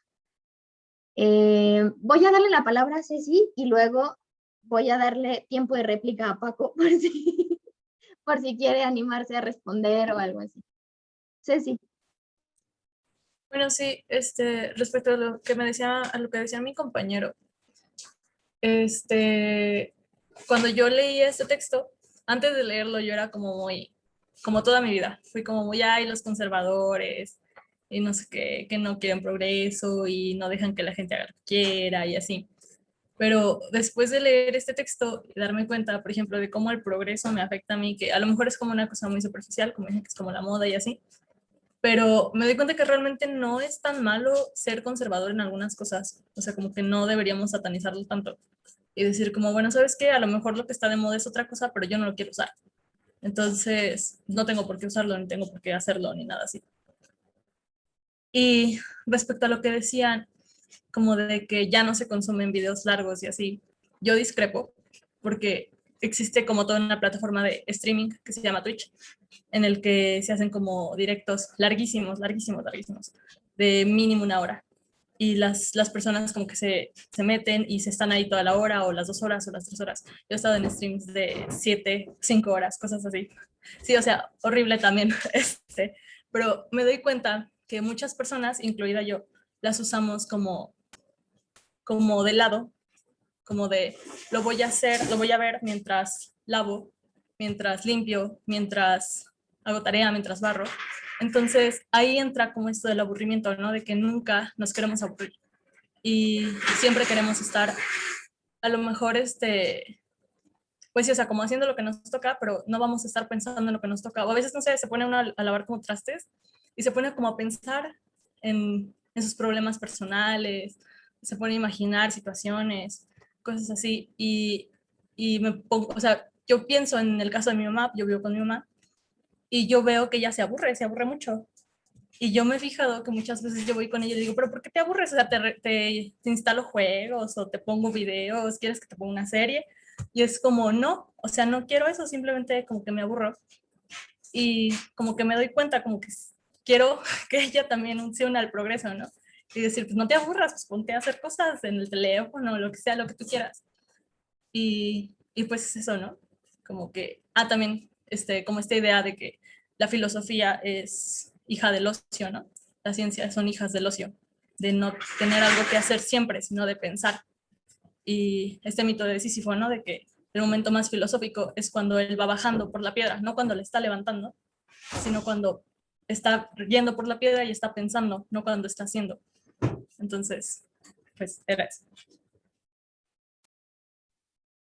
Muchas gracias, Ceci. Sí, bueno, cuando hablabas de las cuestiones conservadoras, hay que ponerle historia a los conceptos, siempre les digo, ¿no? O a las nociones. Entonces hay que pensar que decirse conservador o conservadora está inscrito en un marco de lo político, no solamente de lo temporal o de lo histórico, y que fue una posición del siglo XIX que lo que pretendía era conservar las formas monárquicas, ¿no? Contrapuesta a los liberales que lo que querían eran las repúblicas. Y como veíamos ayer con Martí, ¿no? Que estaba esta pugna dicotómica entre los liberales y los conservadores, ¿no? Como que los liberales en realidad nombraron a los conservadores, ¿no? Ya luego los conservadores dijeron, pues sí, queremos conservar así las cosas.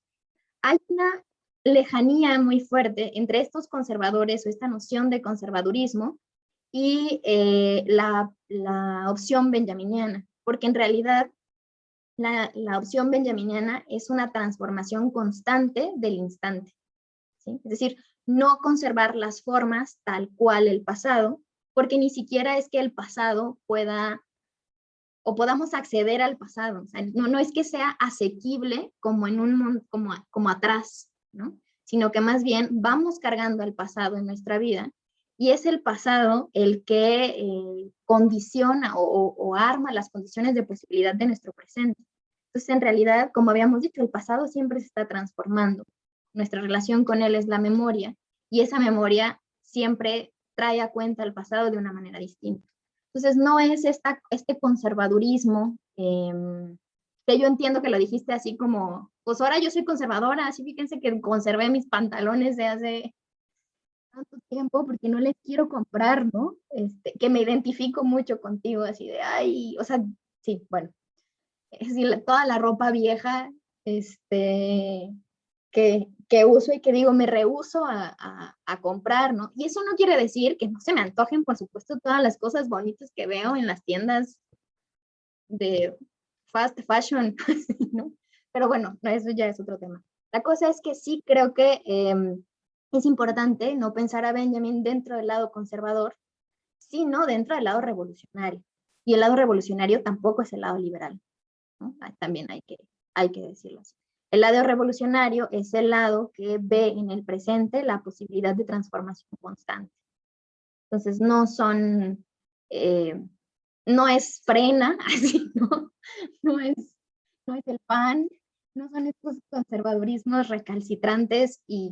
¿Por qué? Porque lo que quieren conservar ellos son sus privilegios, como los conservadores del siglo XIX querían conservar sus privilegios de aristócratas, ¿no? De aristogatos, no, bueno, de aristócratas. Entonces, se quieren conservar cosas distintas. La cuestión de nombrar, por ejemplo, a estas que sí lo dijo, o sea, lo dijo Andrés Manuel, pero además lo dijo el secretario creo que fue el secretario de Turismo, en una de las mañaneras del 2019. Luego les paso bien el dato, ¿no? Que decía, bueno, estos pueblos conservadores, que además esta banda es tan paranoica, ¿no? Que ven así cualquier indicio de contrariedad, cualquier indicio de resistencia a su proyecto, panista, no, o sea, no es cierto, ¿no? Las oposiciones son diversas. Claro que como esta gente se formó ideológicamente, por ejemplo, desde la Guerra Fría, en donde nomás había de dos, o de melón o de sandía, bueno, no nomás había de dos, había un montón más, pero visiblemente solo había de dos, pues eres bloque socialista o eres bloque yanqui, ¿no? Esta dicotomía epistemológica, sobre todo, también es la que intentamos romper con Benjamin, ¿no? Que no solo es melón o sandía, sino que existen un abanico de posibilidades revolucionarias que no están inscritos en ninguno de los dos partidos. Entonces creo que la política, muchas veces el discurso de la política institucional, tanto de izquierda como de derecha, reduce las discusiones a eso, a estas dos formas. Dice, bueno, Milton, lo de tener algo como ruido de fondo está un poco en la canción de Marioneta del grupo Cuarteto de Nos. A eso no lo he visto. Como que crecí satanizando el conservar en general. Pues sí, bueno, es que si queremos conservar el mundo como está de la fregada, porque el mundo está horrible, ¿no? Eso es lo que no se entiende, que cuando se quiere conservar, que también hay toda una discusión al respecto de los términos ecologistas de conservar o de proteger, ¿no? El área conservada o el área protegida, porque conservar justo significa ponerle una cerca alrededor al bosque y dejar tal como esté y que no entre nunca el fuego, para que no se queme, pero luego nos damos cuenta que el bosque se necesita quemar porque así fertiliza su tierra. Entonces, esta palabra de conservadurismo, incluso en las acciones de preservación, es importante. Pero bueno, el término de conservadurismo, pues sí tiene que ver, digo, con conservar sus privilegios, que son los privilegios del presente. O sea, la banda quiere conservar así porque, pues así está chido, ¿no? Quienes vemos en el presente esta catástrofe única, decimos, no, o sea, de lo que se trata es de cambiarlo. Vamos a cambiarlo con un Tren Maya. No, tampoco, ¿no? Entonces, bueno, el escenario es muy complejo y la intención de leer a Benjamin es justo complejizarlo, ¿no? No poder resolverlo. Bueno, la filosofía, lo sabemos, no resuelve nada nunca. Al contrario, trae más preguntas.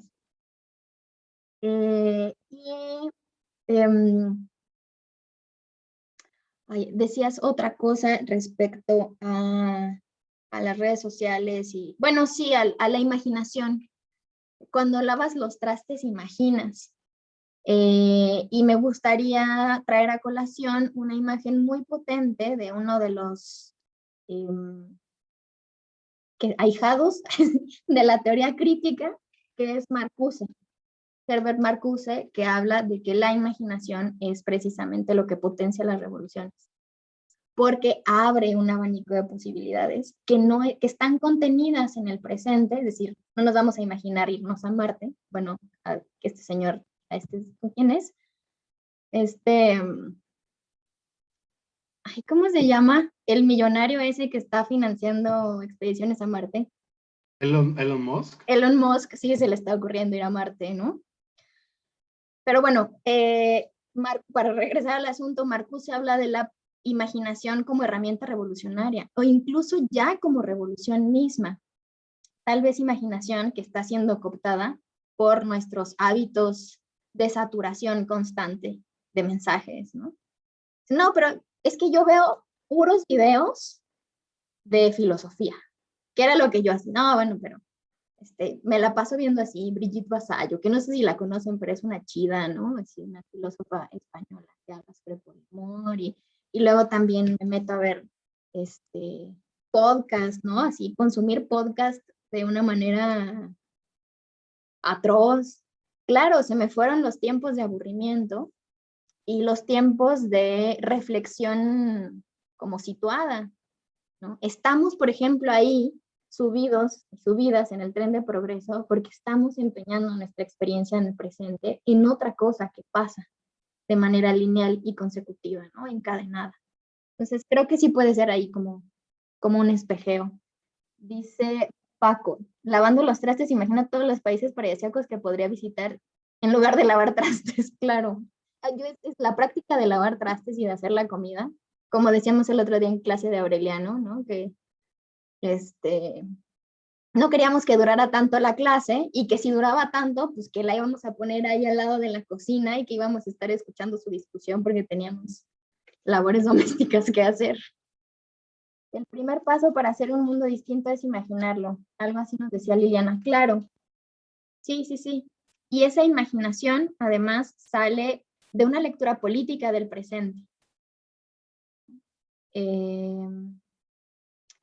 Porque también se puede imaginar, es decir, también en los proyectos progresivos se imagina, o progresistas se imagina. Y se imagina un montón, ¿no? Y se imaginan partiendo de una noción de tiempo lineal. Entonces no importa tanto muchas veces, lo que nos va a decir Benjamin es el traje que traiga puesto la noción de progreso, sino que existe ahí. Incluso puede ser un traje distópico.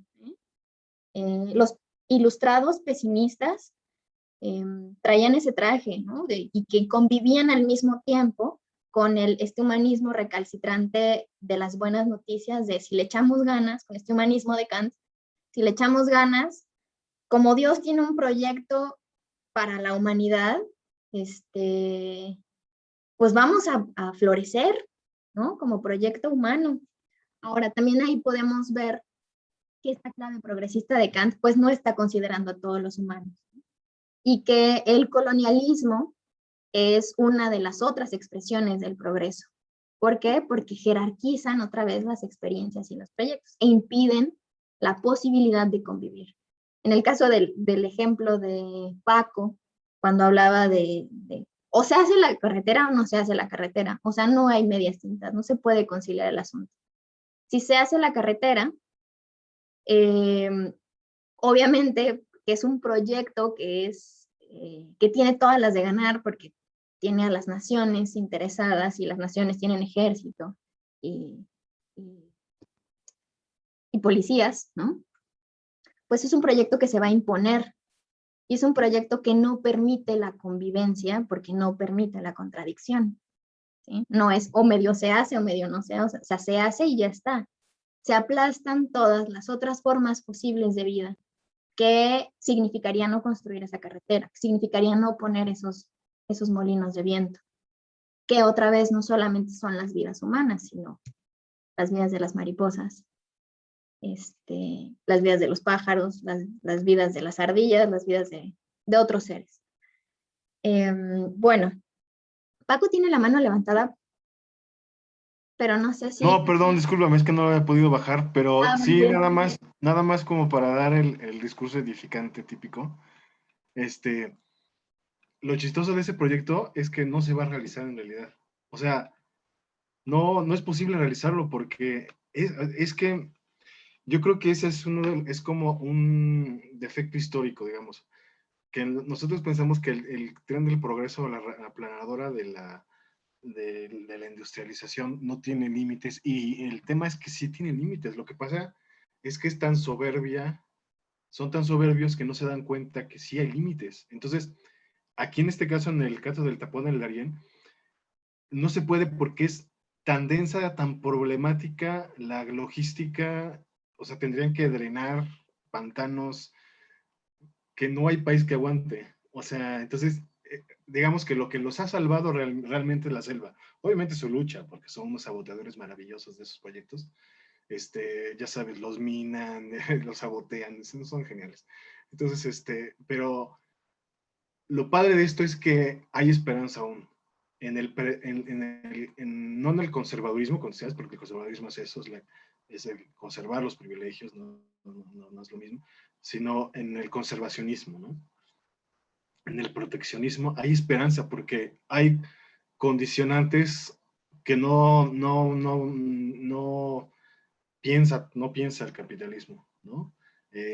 Errores históricos, por así decirlo. Entonces, por ejemplo, en el caso de estas comunidades de Oaxaca, lo que no pensaban es que pudiera haber tal foco internacional, tanta presión mediática, y que además y que además el gobierno federal, porque no local, se pusiera de su lado y empezaran a cerrar. Entonces ya van como 3 parques eólicos que están cerrados y que se están demoliendo. O sea, lo que no había pasado en años anteriores. Entonces, yo creo que el tren del progreso no preveía que estas comunidades iban a recibir el apoyo internacional y federal y iban a poder vencer a las 4 eólicas, porque realmente cuando yo veo su lucha es precisamente la lucha de Don Quijote con los porque realmente es eso, o sea, son esos mamotretos inútiles, brutales y violentos, y comunidades chiquititas, gente chiquitita luchando contra ellos. Entonces, ya nada más como para cerrar con mi comentario con el mensaje, digamos, edificante, así se puede, pero realmente la gran mayoría van a ser aplastados por el progreso, desgraciadamente. Y pues ahí es donde me saca muchísimo de onda el tema, porque yo del desarrollo me gusta que combata la pobreza, que combata las muertes por enfermedades curables, que combata un montón de cosas, pero la realidad es que como están los países y como está el capitalismo, termina siendo lo que le pasó a Benjamin, ¿no? O lo que le pasó a todos estos filósofos, o lo que sigue pasando, ¿no? Que el desarrollo es en muchos casos muerte, ¿no? Claro, y que habría que pensar, por ejemplo, en esta cuestión del desarrollo que combate la pobreza, en realidad no lo sé, porque combatir a la pobreza sería combatir a un sistema que propicia la pobreza, ¿no? Que es el sistema capitalista. el sistema capitalista funciona con pobres, funciona con fuerza de trabajo empeñada, funciona con plusvalor, y entonces funciona con un montón de, pues, de opresiones, ¿no? Y de vejaciones. Cuando se acabe el capitalismo, bueno, no, bueno, este comentario que acabo de hacer es muy poco benjaminiano, porque Benjamin me diría, no, no es cuando se acabe. O sea, puedes en este momento frenar las relaciones capitalistas que tienes con el mundo en un presente continuo. Y una relación capitalista no solamente tiene que ver con ir a comprar una coca. Una relación capitalista tiene que ver con la manera en la que consumes información, por ejemplo. Una relación capitalista tiene que ver con la manera en la que consumes personas, ¿no? Relaciones sexoafectivas, ¿no? Que también es una crítica de ciertos feminismos al capitalismo. Es decir, después lo vamos a ver, pero dice Benjamin, el Mesías está atrás de cada puerta esperando salir. Esta redención del tiempo está atrás de cada puerta, porque si nos esperamos a que llegue, estamos primero parándonos en la noción progresiva, que ya ahí es donde la puerca tuerce el rabo, y segundo, estamos quitándole densidad política a nuestro presente. Entonces, pues ahí, yo dije, cuando pare el capitalismo, no, o sea, tenemos que frenarlo. Dice Milton, para que brille más el tren del progreso a fuerzas, hay que dejar ruinas alrededor para resaltarlo más. Es que él ya hay suficientes ruinas, ¿no? Decía Paco, estas comunidades lo están frenando, pero estoy segura de que es gente campesina que se tuvo que hacer activista, y el activismo sufre de una romantización impresionante. Nadie quiere ser activista, nadie quiere ser, es una vida espantosa, empeñas tu vida justo, ¿no? ¿Qué necesidad, como decía Juan Gabriel, para qué tanto problema? O sea, es muy importante, son muy importantes estas luchas, son muy importantes estas resistencias, y hay que estar al tanto y apoyándolas y visibilizándolas, porque como dice Paco, buena parte de su victoria por ahora es la visibilización. Pero por otro lado, está terrible que sucedan porque son vidas empeñadas en la lucha. Y eso ya está siendo un sacrificio, y esto ya está siendo una cuestión progresiva. Entonces sí, la vida del activismo, bueno, o sea, podemos hablar de un montón de vidas empeñadas, ¿no? Hace poco cumplió, ¿cuántos años? 4 años, si no recuerdo mal, 5 años. El asesinato de Berta Cázares, por ejemplo, ¿no? Constantemente estamos escuchando que México es uno de los peores países para ser defensor o defensora ambiental. ¿Por qué? ¿No? ¿Por qué hay que oponer resistencia? Creo que sería una buena pregunta. Incluso para las personas que oponen esta resistencia.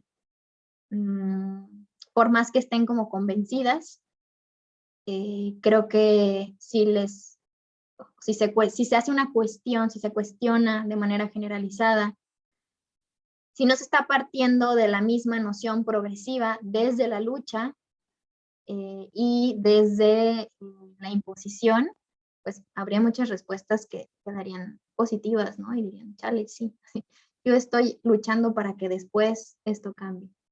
Y ese después es como la llave mágica del empeño del presente. Entonces es muy complicado, es muy complicado. No es desesperanzador, aunque pareciera, porque pues la esperanza se pone en cada uno de los instantes, ¿no? Y no del sujeto y no del individuo, sino de la colectividad, que eso también es importante decir. Solo que es muy difícil porque resulta una tarea titánica salirse de los preceptos dicotómicos de la crítica, ¿no? O preceptos dicotómicos de la filosofía en general. ¿Qué es esto? Como progreso o sea, desarrollo, o los no desarrollistas, que se supone que serían los que fomentarían la pobreza, ¿no? Liberales que quieren una república en el siglo XIX, una república que civiliza a los indios y que entonces los hace ciudadanos por fin y que entonces los desbarbariza y los educa en los verdaderos valores humanos que son los griegos y que son los occidentales, ¿no? O sea, o somos liberales o somos los conservadores que están intentando traer a un monarca extranjero, a Don Maxi, ¿no? Aquí, que no hay de otra, bueno, la dificultad es esa, imaginarse una postura política y ontológica fuera de estas dicotomías. Y es, pues, muy difícil. Es una chamba constante, además.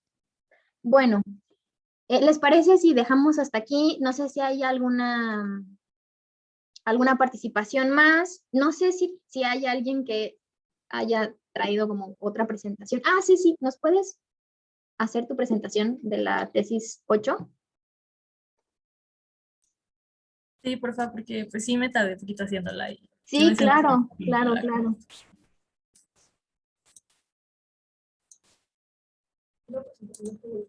Ajá.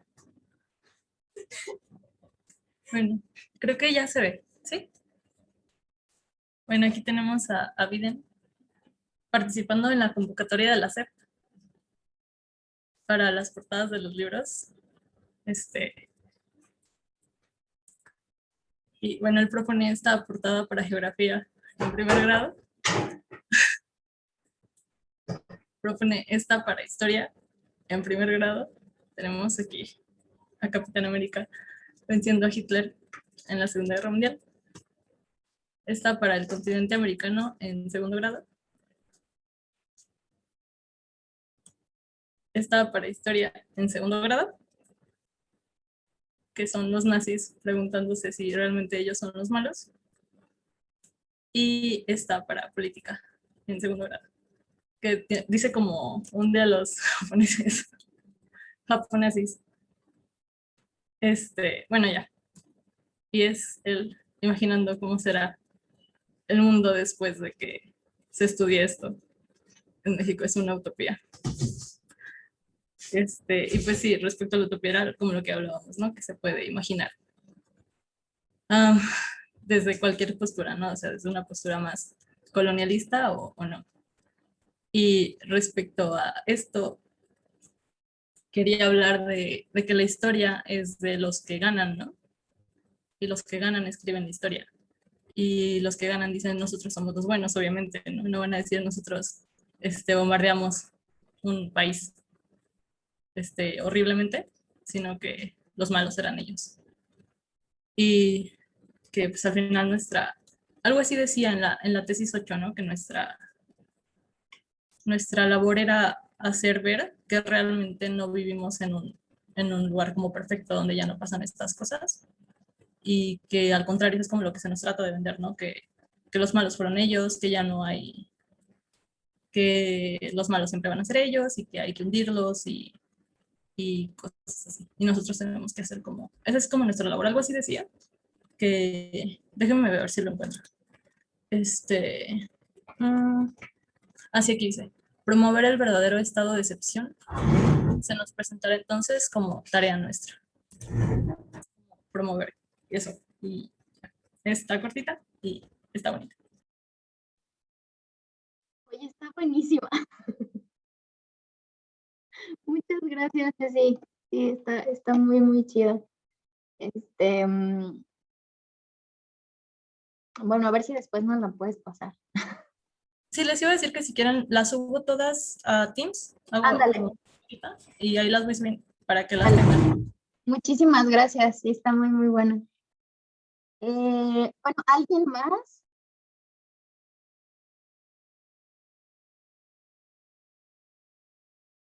Si no, yo quería terminar la clase leyendo un poema, porque soy una cursi. No, un poema que la sesión pasada, que creo que tiene que ver con la sesión pasada y que creo que también tiene que ver con la exposición de Ceci.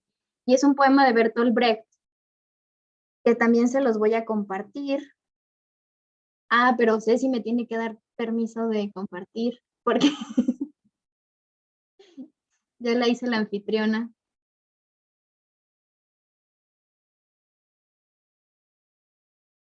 No sé cómo, creo que ya, pero no sé. Ahí está, sí, ya. Muchas gracias. No sé si ya lo ven. ¿Ya? ¿Sí? Bueno, Sí, ya se ve. Ya se ve. dice, Sí, ya se ve. preguntas de un obrero que lee, de Bertolt Brecht. ¿Quién construyó Tebas, la de las 7 puertas? En los libros aparecen los nombres de los reyes. ¿Arrastraron los reyes los bloques de piedra? ¿Y Babilonia, destruida tantas veces, quién la volvió siempre a construir? ¿En qué casas de la dorada Lima vivían los constructores? ¿A dónde fueron los albañiles la noche en que fue terminada la muralla china? La gran Roma está llena de arcos de triunfo. ¿Quién los erigió? ¿Sobre quiénes triunfaron los césares? ¿Es que Bizancio, la tan cantada, solo tenía palacios para sus habitantes? Hasta en la legendaria Atlántida, la noche en que el mar se la tragaba, los que se hundían gritaban llamando a sus esclavos. El joven Alejandro conquistó la India. ¿Él solo? César derrotó a los galos. ¿No llevaba siquiera un cocinero? Felipe de España lloró cuando su flota fue hundida. ¿No lloró nadie más? Federico II venció en la Guerra de los 7 años. ¿Quién venció además de él? Cada página una victoria. ¿Quién cocinó el banquete de la victoria? Cada 10 años un gran hombre. ¿Quién pagó los gastos? Tantas historias, tantas preguntas. Es un poema que me emociona mucho y creo que es un poema que está muy inscrito en el materialismo histórico de Brecht. Y que traduciéndolo a esta última tesis, bueno, Paco ya hablaba la sesión pasada al respecto, ¿no? De estas escenas que muestra Bertolt Brecht, pero relacionándolo con esto, pensemos que el progreso es un proyecto que triunfa y que la respuesta sería sobre quién está triunfando y quién está llevando al triunfo a ese proyecto.